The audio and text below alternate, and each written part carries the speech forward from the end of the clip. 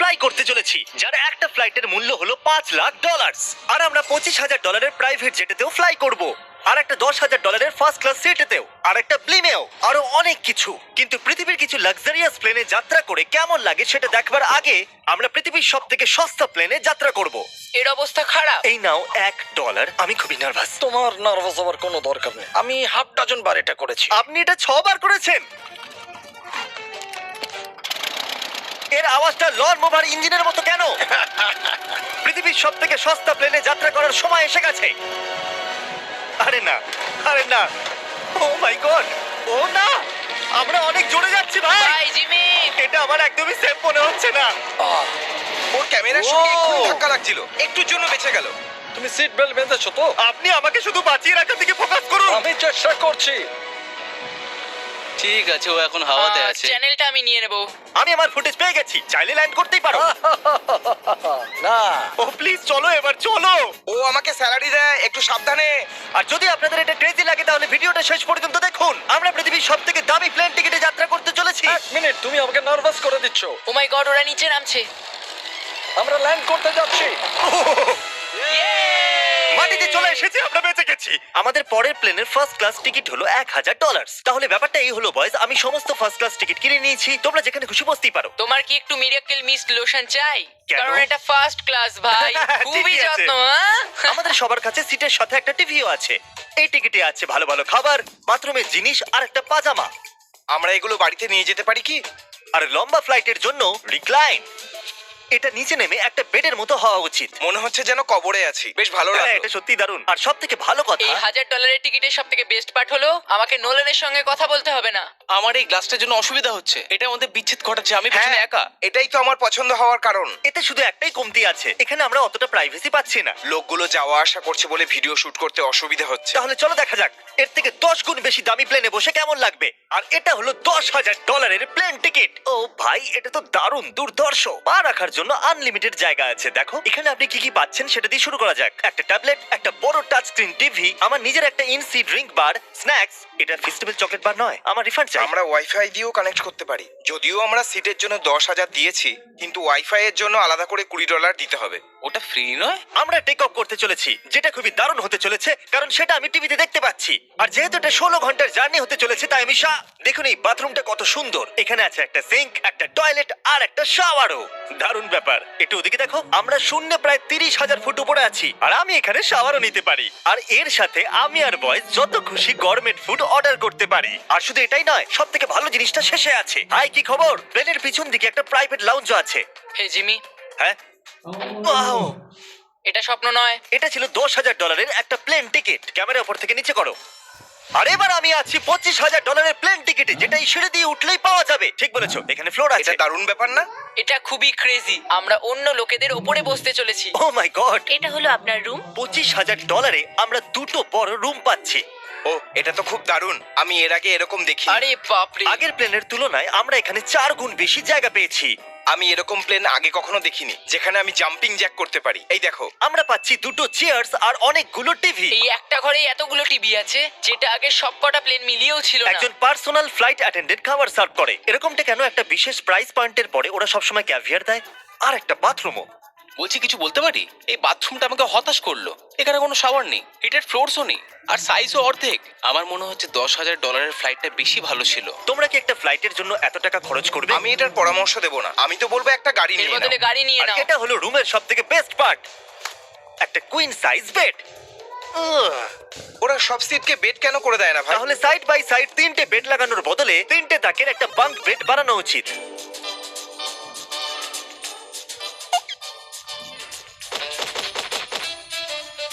Good morning. ঘুম তো খুব সুন্দর হয়েছে। কাল উঠে পড়ো, আমরা ল্যান্ড করতে চলেছি। আমি একটা পাথরের মতো ঘুমিয়েছি।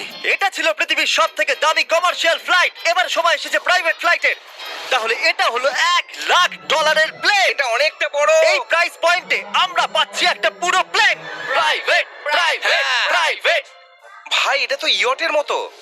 এটা তো অসাধারণ। এটা তো সত্যি অসাধারণ। তুমি একটা ক্রেজি জিনিস জানতে চাও? এখানে একটা নয়, এমন 4টে রুম আছে। এখানে লাউঞ্জ এরিয়াও আছে। ভাবলাম এটুকুই থাকবে। গাইজ, একটু এদিকে এসো। এটা কোন ঘর? এটা লিটারালি একটা লাউঞ্জ এরিয়া যেখানে অনেক স্ন্যাক্স আর একটা বড় টিভি আছে। আর যদি ক্লান্ত হয়ে পড়ো তাহলে একটা প্রাইভেট বেডরুমও পাওয়া যাবে। ডুড কি Woo! এটা একদম হোটেলের মতো। আর সবার শেষে আছে একটা বাথরুম। তারিক, এখন তুমি তোমার মুখটা বন্ধ রাখো। চুপ করো। এটা দারুণ। বাথরুমে এখানে একটা সিটও আছে। তুমি কখনো এর থেকে অর্ধেক সাইজের জেট দেখেছো? না। কোনোদিন তাহলে না। আমরা আমাদের প্রাইভেট জেটেতে আছি। কি কথা বলা উচিত? হ্যাঁ, আমি বলছি আমি আগের বছর বেঁচেছিলাম স্মিটারিজ অ্যাকাউন্ট। এই দাঁড়াও, আমার মনে হচ্ছে আমি পেছনের দিকে সাবধানে। যাচ্ছি। ও গোপ্রো! বুঝতেই পারিনি আমরা টেক অফ না, করছি। আমার ক্যামেরা! দাঁড়াও! এটা একটা পাগলামি। ও মাই গড। ছোটবেলার কথা মনে পড়ে গেল। ও সাবধানে। ঠিক আছে, আমি নিচে বসে যাচ্ছি। এটা এখনো সবথেকে ভালো বাথরুম। এখানে এটা টয়লেট। এখানে বসে তোমরা টিভি দেখতে পারো। হ্যাঁ নোলেন, আশা করি তুমি বাথরুমে কমফোর্টেবল থাকবে। এখানে হচ্ছেটা কি আমি কিছু বুঝতে পারছি না। না না। ও কখনোই বাইরে আসবে না। ও এটা হলো steak, mash, potatoes Oh, and thank you so much. Veggies. আর আমরা আপনাদের জন্য পিৎজাও বানিয়েছি। ইয়ে! এটা আমার সবথেকে ফেভারিট প্লেন, কারণ এখানে আছে ইউটিউব। কিন্তু আমরা প্রথমে পপ আপ হয়নি, তাই এখন নয়। আমরা বলতেই পারি এটা একটা বড় লোকের বেড, কারণ এখানে 500 বালিশ আছে। এটাকে এখানে রাখি, এখানে এটাকে রাখি।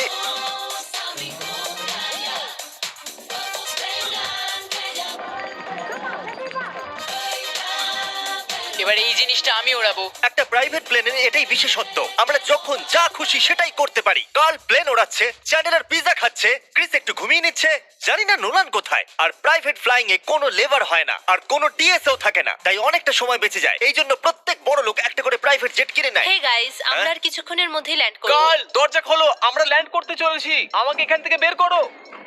ও ও ও ও মাই গড, এটা তো একদমই স্মুথ নয়। এক মিনিট, নোলান কি বাথরুমে? কার্ল, ওকে বাইরে বার করো। ও ও, তোমার ফ্লাইট কেমন ছিল? ওই $1000 ফ্লাইট থেকে তো ভালো ছিল। আর এখন এটা $3 লাখ ব্লেম। এক সেকেন্ড আমি ব্লাডটা সরাই। তোমাদের চোখের কাপড় সরানোর আগে কি মনে হচ্ছে ব্লেমে কি লেখা আছে? ওটা কি নলেনের ফোন নাম্বার? সত্যি নোলানের ফোন নাম্বার তাহলে লেখা আছে? মজাদারই হতো। পরের বার। এখন চোখের কাপড় খুলে ফেলো আর পিছনে ঘোরো। আরে I heard Carl smoke. Oh my কেন? God! এ সত্যিই ভালোবাসে। না কার্ল, ও শুধু হৃদয় দিয়েছে, ও ভালোবাসে না। না, কি সব ভালোবাসি তো। লিখেছে? ও আমি কি একে ধাক্কা মারছি? ও এটা তো নড়ছে। এই বড় এয়ারক্রাফটটাকে দড়ি দিয়েও টানা যায়। আর আপনারা হয়তো ভাবছেন আমি $3 লাখ দিয়ে এই বড় প্লেনটাকে কি করে এফোর্ড করতে পারলাম। জিপ রিক্রুটার একটা রিক্রুটিং প্ল্যাটফর্ম যেখান থেকে আমি সবাইকে রিক্রুট করি, যেমন এডিটর, ক্যামেরাম্যান, অ্যাকাউন্টেন্টস। দেখা যাক এতে উঠলে এটা নিচে আসে কিনা। এই মাটিতে নেমে গেল।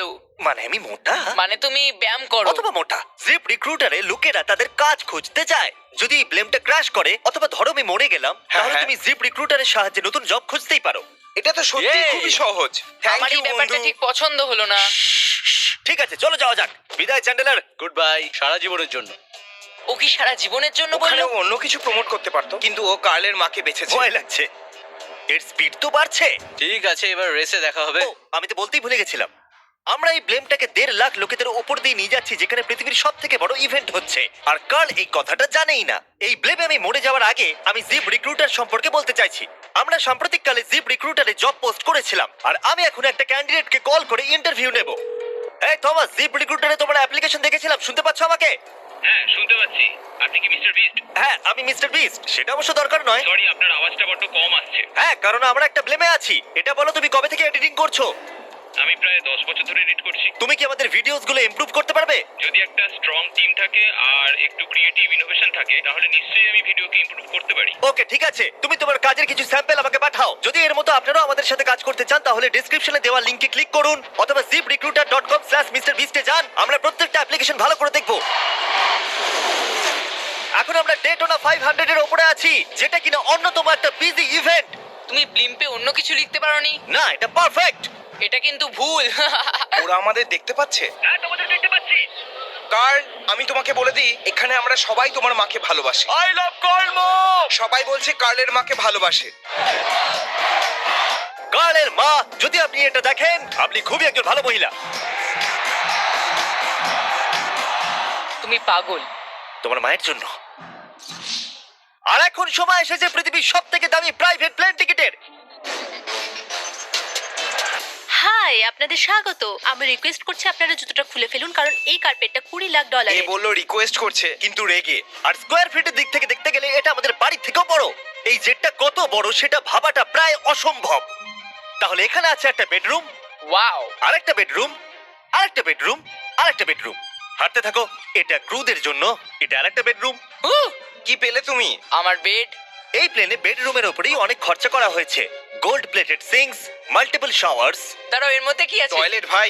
এই প্লেনে নিজস্ব একটা থিয়েটার রুমও আছে, একটা লাউঞ্জ আছে যেখানে 12 জন বসতে পারে, আর এখানে এই দিকে আছে একটা লিভিং রুম। এই সোফাটা তো আমার বাড়ির সোফার থেকেও অনেক বড়। আর আমি বলে দিই, এখনো পর্যন্ত এই প্লেনের 1/3 দেখেছি আমরা। আরো আছে নাকি? কি?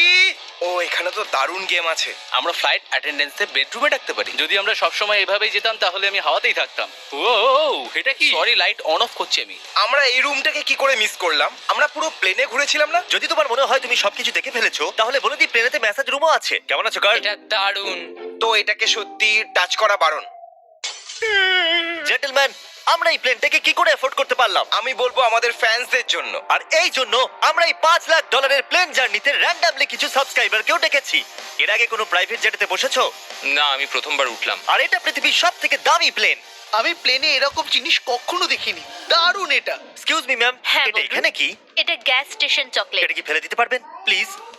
মনেই হয়নি সত্যি ফেলে দেবে। এবার থেকে আপনার এই চকলেটগুলো সার্ভ করা উচিত, ঠিক আছে? বুঝে গেছি। এর নাম হলো ফেস্টিভ্যালস। এই পৃথিবীর হাইয়েস্ট রেটেড চকলেটস। আর এইদিকে কি আছে?